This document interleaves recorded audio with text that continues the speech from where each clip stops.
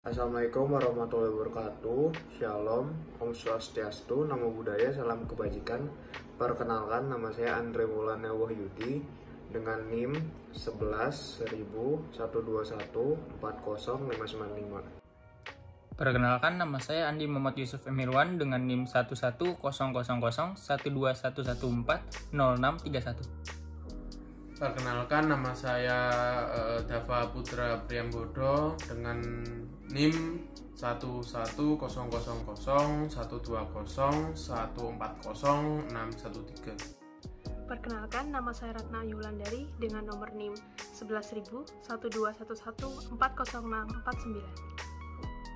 Kami dari kelas I, kelompok 10 mata kuliah IoT, Universitas Diponegoro tahun 2021 akan menyampaikan materi tentang cyberlaw. Cyberlaw, sebenarnya apa sih itu cyberlaw?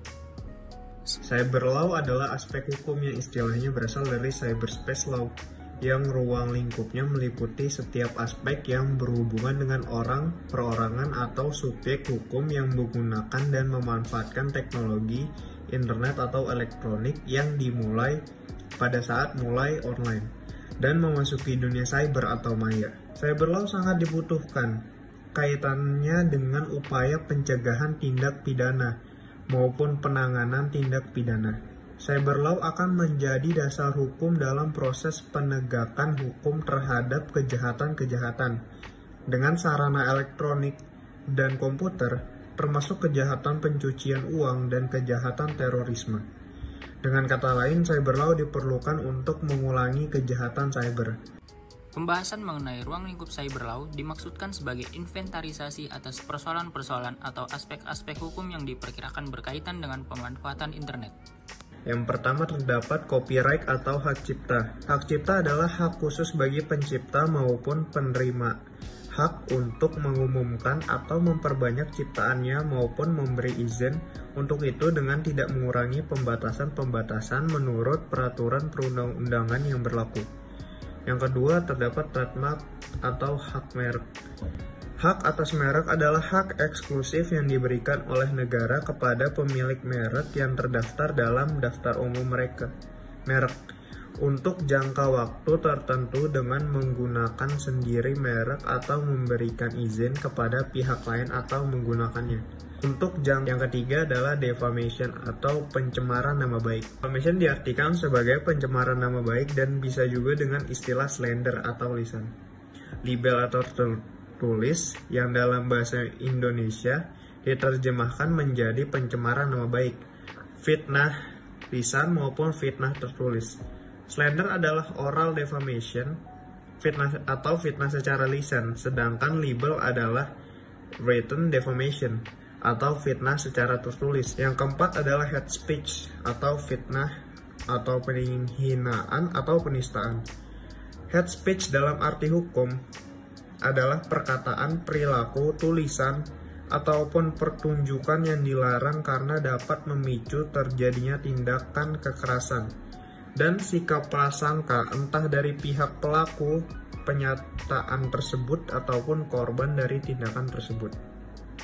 Hacking, virus, illegal access. Hacking adalah suatu aktivitas dari hacker, yaitu orang yang tertarik dan mendalami sistem operasi komputer sehingga mengetahui kelemahan yang ada pada suatu sistem tetapi tidak memanfaatkan untuk kejahatan. Virus adalah program yang dibuat oleh seorang programmer yang bersifat mengganggu dan merusak proses-proses yang dikerjakan komputer. Virus menginfeksi file dengan ekstensi tertentu, misalnya X, TXT, JPG, dan lain sebagainya. Illegal access merupakan kejahatan dunia maya yang berkaitan dengan kerahasiaan, integritas, dan keberadaan data dan sistem komputer. Illegal access terjadi ketika seseorang memasuki atau menyusup ke dalam suatu sistem jaringan komputer dengan tidak sah, tanpa izin atau tanpa sepengetahuan dari pemilik sistem jaringan komputer yang dimasukinya, dengan maksud untuk mendapatkan data komputer dan juga sistem yang berhubungan dengan sistem komputer lain. Regulation Internet Resources adalah regulasi yang menetapkan bahwa pengembang internet di Indonesia diwajibkan mempunyai regulasi yang jelas, seperti alamat IP dan juga nama domain. Privacy Kerahasiaan pribadi adalah kemampuan satu atau sekelompok individu untuk mempertahankan kehidupan dan urusan personalnya dari publik, atau untuk mengontrol arus informasi mengenai diri mereka. Privasi juga dapat dianggap sebagai satu aspek dari keamanan. Duty care atau prinsip kehati-hatian. Duty care adalah di mana seseorang atau suatu instansi harus berhati-hati dalam menggunakan media internet. Karena dalam media internet sangat banyak terjadi cybercrime, sehingga duty care sangat diperlukan. Criminal liability adalah kewajiban individu atau korporasi untuk menanggung konsekuensi atas perbuatannya karena telah melakukan suatu kejahatan yang merugikan pihak lain. Procedural issues seperti jurisdiction, investigation, evidence, dan lain-lain adalah di mana kita harus wajib mengikuti prosedur ketika ada kasus yang terjadi, dan semua prosedur harus diikuti seperti mengadukan ke pengadilan, melakukan investigasi, dan menemukan barang bukti dari suatu kasus. Electronic contract. Segala macam kontrak melalui elektronik, seperti tanda tangan elektronik yang saat ini sudah banyak digunakan di berbagai agenda, dan click wrap agreement yang sudah banyak digunakan di e-commerce. Pornography, atau penyebaran gambar maupun film yang tidak senonoh. Robbery, pencurian data yang diretas oleh para hacker dan melakukan pemerasan dari data yang dicuri tersebut. Tidak hanya data pribadi, terkadang juga aset yang dapat diretas oleh kelompok hacker. Consumer protection e-commerce dan e-government.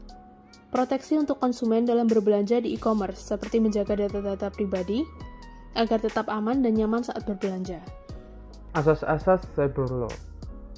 Yang pertama adalah subjective territoriality, yaitu bahwa keberlakuan hukum ditentukan berdasarkan tempat perbuatan dilakukan dan penyelesaian tindak pidananya dilakukan di negara lain. Yang kedua yaitu objective territoriality. Objective territoriality menyatakan bahwa hukum yang berlaku adalah hukum di mana akibat utama perbuatan itu terjadi dan memberikan dampak yang sangat merugikan bagi negara yang bersangkutan. Yang ketiga adalah nationality. Nationality menentukan bahwa negara mempunyai yurisdiksi untuk menentukan hukum berdasarkan kewarganegaraan dari pelaku. Yang keempat adalah passive nationality, yang menekankan bahwa yurisdiksi berdasarkan dari kewarganegaraan korban. Lalu yang kelima adalah protective principle, yang menyatakan berlakunya hukum didasarkan atas keinginan negara untuk melindungi kepentingan negara dari kejahatan yang dilakukan di luar wilayahnya. Yang keenam adalah universality, biasanya juga dapat disebut sebagai universal interest jurisdiction. Pada mulanya, asas ini menentukan bahwa setiap negara berhak untuk menangkap dan menghukum para pelaku pembajakan. Asas ini kemudian diperluas sehingga mencakup pula kejahatan terhadap manusia. Teori-teori cyber law. Yang pertama adalah the theory of the uploader and the downloader. Menurut teori ini, suatu negara dapat melarang dalam wilayahnya kegiatan uploading dan downloading yang diperkirakan dapat bertentangan dengan kepentingan. Lalu yang kedua adalah the theory of law of the server.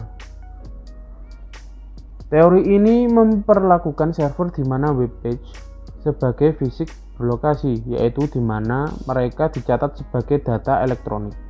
Lalu yang ketiga, the theory of international space.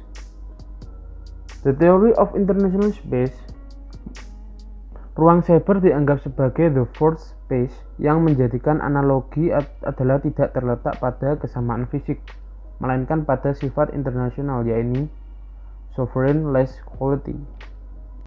Kemudian, bagaimana penerapan cyber law di Indonesia? Di negara kita, pemerintah Indonesia telah mengesahkan undang-undang untuk mengatasi cybercrime, yaitu cyber law yang terdapat pada Undang-Undang Nomor 11 Tahun 2008 tentang Informasi dan Transaksi Elektronik, atau biasa kita kenal dengan UU ITE Nomor 11 Tahun 2008. Dengan adanya UU ini diharapkan dapat mengatasi serta meminimalisir kejahatan yang terjadi di dunia maya.